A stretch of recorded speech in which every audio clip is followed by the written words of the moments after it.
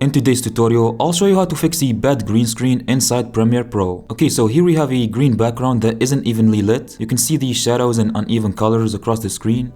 And if we try to remove it with the Ultra key effect, you can see that we can't really do that. So to save the day and fix this problem, let's grab the Lumetri color from the effects panel and drag it onto our video. In the effect controls, scroll all the way down towards the HSL secondary section and basically grab this eyedropper and pick the brightest color from the green screen. Now scroll down even more and choose the green color from this wheel and drag the slider all the way up.